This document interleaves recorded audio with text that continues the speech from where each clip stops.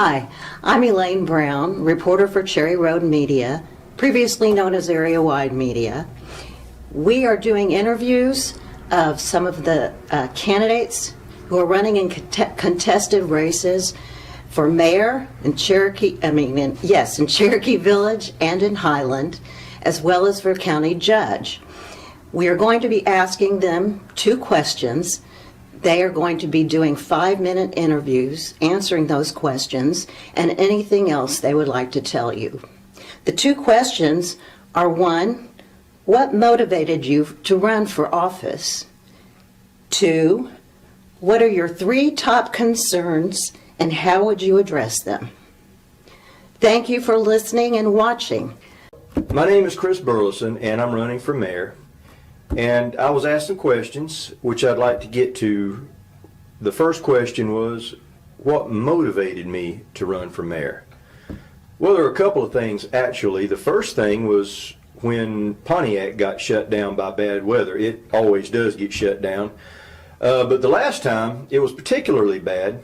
The road was maintained and took care of and scraped all the way down where the Highland part, where Highland maintains it, but where Cherokee Village begins to maintain it, it was a mess. And after 2 days, a truck finally came from Cherokee Village, and they sprinkled a little something off the back of a truck, which I presumed would be ice melt or some kind of salt, but I went down and felt of it, and it turned out it was just like sand somebody scooped up from the side of a riverbed with a little mud mixed in with it, which kind of surprised me. And well, that was the first time the thought occurred to me, maybe Cherokee Village needs different leadership.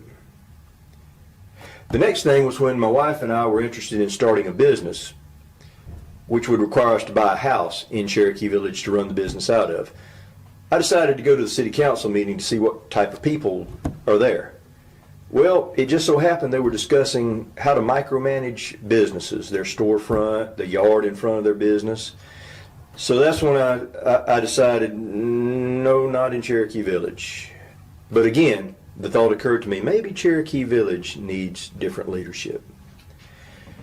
And there's other things, but moving on to the next question, what are my top 3 concerns and how to address them? Well, one is making Cherokee Village fun again. Closed swimming pools, closed putt-putt golf course, not fun. When the beach access area is not maintained, the hiking trails are not taken care of, not fun.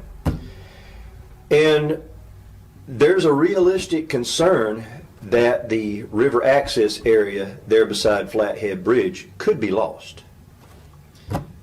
Which brings us to our next, financial, not wasting money. As mayor, I would have a lot of influence over how money is spent or not spent. Cherokee Village has over 200 miles of streets. It takes a lot of money to maintain that.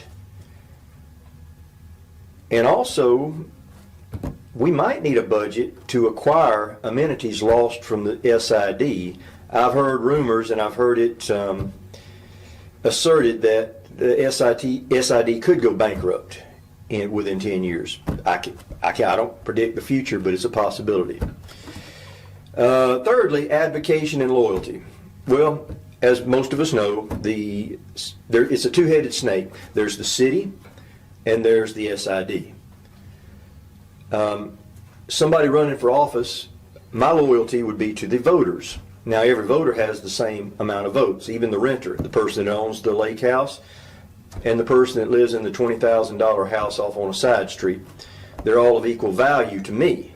But to the SID, the person that owns lake houses and big houses and mansions and the person that owns a bunch of properties are of high value.